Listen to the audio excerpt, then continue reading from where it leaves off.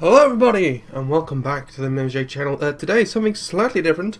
A little while ago, I made a video in which I sort of detailed how I record videos and get them on YouTube or whatever. But that was basically directly before I changed the way I did it, and that's why I wanted to document it. So, I'm going to sort of do how I do stuff now. So, just to sort of give you basic specs on my PC, which is why a lot of things have changed. It's not. I haven't done like a video tour of it or anything yet as I record this video. But check the description. There might be a link to one, which because I hopefully plan to do it soon. So just to go over the specs, which are going to affect performance while recording GTX 970. A 4790K, 16 gigs of memory, and that's RAM, and a 3TB 7200 RPM Western Digital Cavalier Green? Cavalier Green? I know it's green. But one thing I have done with those drives, if you're wondering, is if you go to do something from the drive and you have to hear the drive spin up and it takes ages, you can go into your eco settings and turn that off. That was an issue I had when I first got these. So my recording drive will power off occasionally, because obviously I'm not using that all the time, but the B drive that I use for storage of the stuff I got from my SSD, that one I have, so it never turns off. So I'm using OBS still. The reason why, which I'm actually using to record, because it's the only thing I get to record decently. So that's the reason that you're sort of seeing into the void. By the way, Ford Mustang GT 2015, my favorite car. So if I go into the settings, can I change settings on the fly? So these are the settings. Encoding H.264. I could use NVIDIA NVNC. But I think that means that I have to have shadow play on. Guess I don't want that. So quality balance is 10, max bit rate, which isn't actually the max bit rate. It's a variable bit rate, so that doesn't really do anything, sort of. But you still have to set it to 1000. Custom buffer size of 0, and my audio settings, broadcast settings. I'm doing a file output only to the D drive, which is recording, into the OBS folder, and it automatically calls it game. And what I do afterwards is I then rename it to whatever it is. And then we've got the video, so the video adapter is my GTX 970, the resolution is 1920 by 1080, and there's no downscale, and I record at 30 FPS, mainly because my upload speed is so slow that basically doubling the file size would be a bad idea. Blue microphone, blue snowball, it's an okay microphone. If you're in the UK, I think this costs like 60 and the Yeti costs 90. Just go for the Yeti, honestly. Another thing that's not good about this version of OBS compared to the Mac version of OBS is that for mute, what I used to do is I used to pull out the microphone and then put it back in again. If you do this on this, when you plug it back in again, it won't work. You have to stop the recording and start it again. So I'm just having to edit now, which is a bad thing because I don't want accidental people coming to talk to me being kept in. Hotkeys I have none because I'll always accidentally press them. Multi-thread optimizations, I'll just let you read through this. The CRF thing, most people start at 20 and work back. I set it to 15, it worked precisely. That's why I gave you my specs at the beginning, because these are settings for my machine. If you have a similar machine, because it is quite a popular machine, or even if you have the i5, was it 4690K, set at 4790K, you should be fine, and none of the stuff in my system's overclocked. I just haven't got to it yet, and I don't want the heat because I have two machines running most of the time anyway. And then we have quick sync encoder, which I have turned off. Microphone noise gate. This is like so what you can have is you can have the mic turn off when you're not speaking. Hannah Rutherford does this a lot from the Yogscast, but I don't like that because it's sort of, I'd rather have that little bit of background noise all the time than it suddenly come in and come out when you start talking. And then you have Scene Switcher, which is just for live streamers. A plugin is not running. Alright, so that's the settings of that. Now, on my old system on my Mac, when I had a 1440p screen, What I used to do is I used to run all the games in a window 1080p thing so I could get to OBS by just clicking off the game or whatever. Now sadly that's not the case of this, I've only got a 1080p monitor. It is a gaming monitor. It's, what is it, a BenQ XL2411T, so it's like 144 hertz, a millisecond refresh rate. You know, they use it at the Intel Masters, but I think that's for like League, not CS:GO. So that's kind of sad. Considering I don't like League or Dota or any of those. You know, the only esports game I do like is CS:GO. So that's basically everything that's important. I don't think there's any other things in the OBS software. So what I'll do is I'll turn off the desktop capture. So I have to run all the games full screen now. So this is Minecraft. But if I Alt Tab, what happens is the game freezes in the background or stops, and depending on the game, sometimes the audio will stop, sometimes it won't. So I just Alt Tab in and out of the game. Some gamers get a bit strange with that and they'll minimize. An example of that is Dirt Rally. You just press Alt Enter and it'll make it full screen again. And something like Spin Tires can sometimes lose a save game when you Alt Tab. It'll crash and lose a save game. So I always... Alright, sorry about that. So yeah, by the way, I do that clapping. I don't know if I'll leave it in editing or not. I might forget. The reason why I do that is because all the really close together high peaks are a lot easier to see in the editing software. So as for audio, the audio setup on this is a lot easier than the Mac. I don't have to use Soundflower. What I use instead is I use, I just set it to record these speakers. I set it to record speaker. Although it's not actually a speaker, obviously. It runs into my Teak audio thing, and then I have headphones plugged into the back of them. If you're wondering what headset I use, I don't use a headset. I use SoundMagic E10E? E10E? Something like that. SoundMagic E10s in-ear headphones, and they're very good, very bassy. Much better than the Apple ones that usually come with iPhones and whatever. Crack, I've been going for a long time. So yeah, so I record. I almost clicked start recording, but no, it's actually recording. What I usually have is on my iMac on the side. I'll go to onlinestopwatch.com, and that's what I use for a stopwatch, because obviously before I always used to position it so I could see the timer like around the side of the thing, and I also had two monitors with my iMac, and I have two monitors technically still, but one's an iMac, so you can't have like it have a display in. This used to be the second monitor for my iMac. That was dusty. Should have done that. So yeah, I only have one screen for this. So I just do stopwatch from onlinestopwatch.com. Online-stopwatch, should I say. So then once it's finished recording, it will appear in the D drive under OBS. If it load. Alright, so this game 04 is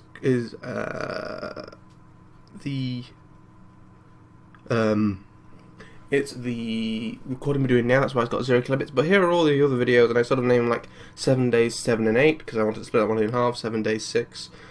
Obviously these aren't the proper episode numbers, they're just there wasn't like these ones where I give them, you know, like if something was memorable happened, I was going to give them the name. For example, Just Go, The Op Shall Live On. That was the Blessed Op or the God Op or whatever I ended up calling it in the end. And as you can see, it says that came in at the end. That's to tell me that I need to edit someone entering the room and cut out their voice. So once I finish recording, if I do a lot of videos at once, for example, these were the last 2 CS:GO videos you did yesterday, I will put them into hand break, because for some reason iMovie does not like this. So I'll just drag them in. I've just got them on the normal setting. Drag them in, add them to queue and start. I have a H100i liquid cooler, and even on the quiet setting, if you go into Corsair Link, it doesn't really get above 75 even on quiet, and that's sort of good. You don't want 80 sort of the point where you need to start thinking about backing it off. I used to always, when it was editing, put it on like max fans and leave the room for, you know, half an hour or whatever while it took to do it. But no, just keep it on quiet, it's fine enough. So yeah, after it's exported, it goes into the same drive under converted videos,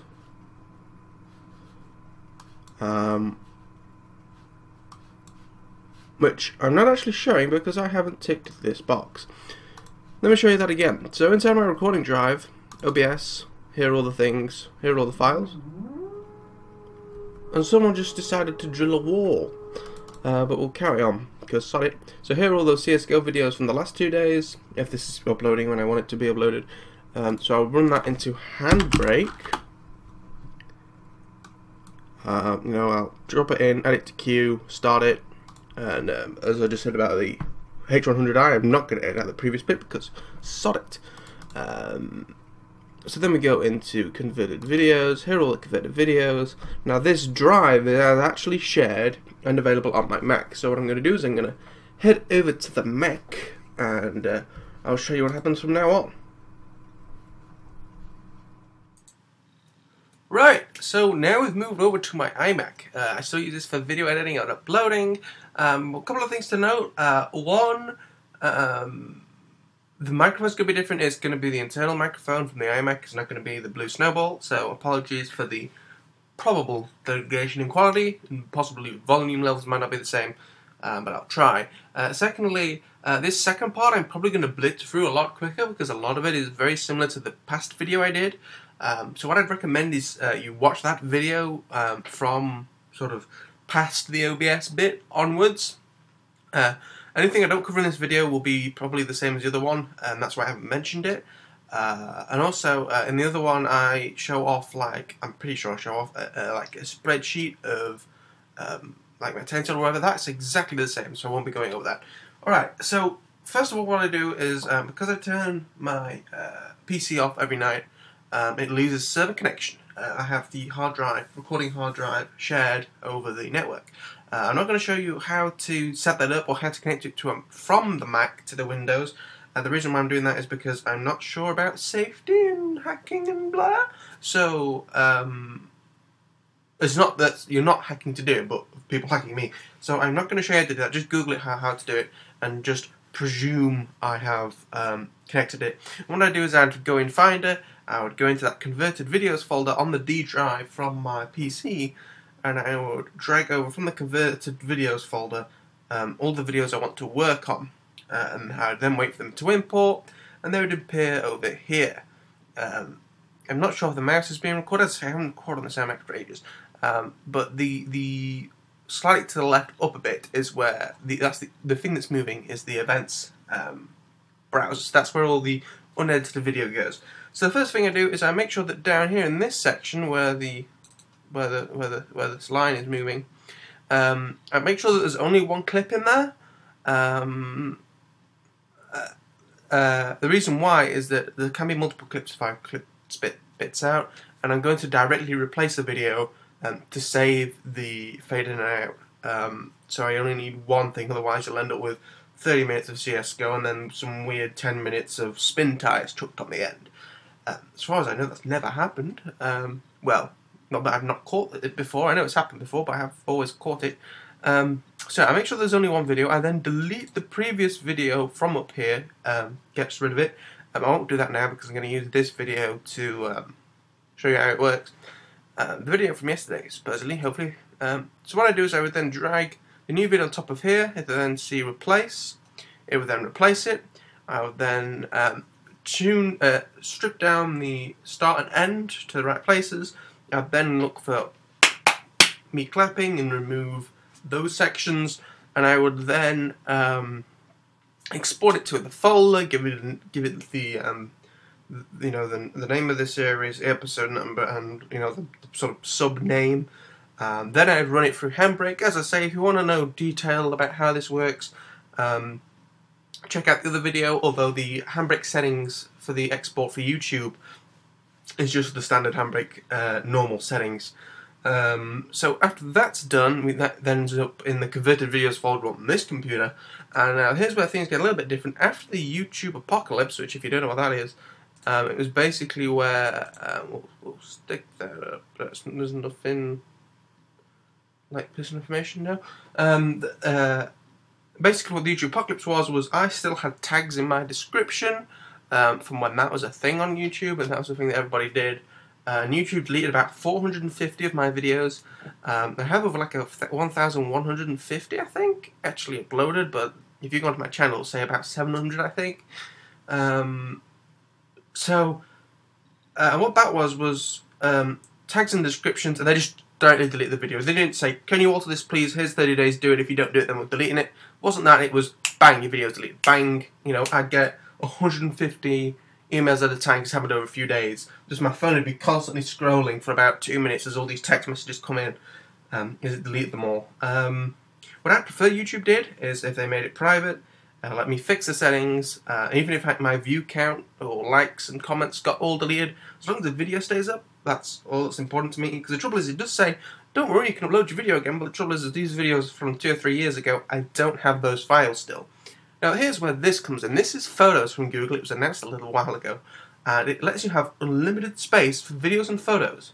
Now there is a condition to this. You have 16 gigs, and if you upload a video to it, what it'll say is you can either keep the video exactly as it is, and you only have 16 gigs, or if you let us fiddle with the video to make it more efficient, you can have unlimited. Now the converting that they do, it's the same as what they do for YouTube. So you get the same quality as what you do if you upload it to YouTube. So once I've done that, so what I do is I upload it here. The uploader isn't as good. I mean, you can see I've got the two CS:GO videos uploading right now. It doesn't have like timing. If you drop a file on here that you say we had the power go off last night, for example, while I was in the middle of uploading, it won't restart from that point. You've got to restart the whole thing again. But I think if you're on a laptop and you shut it and open it, then it'll continue from there. But it's like a full shutdown, you know, kill of the browser, kill of the computer, then it won't.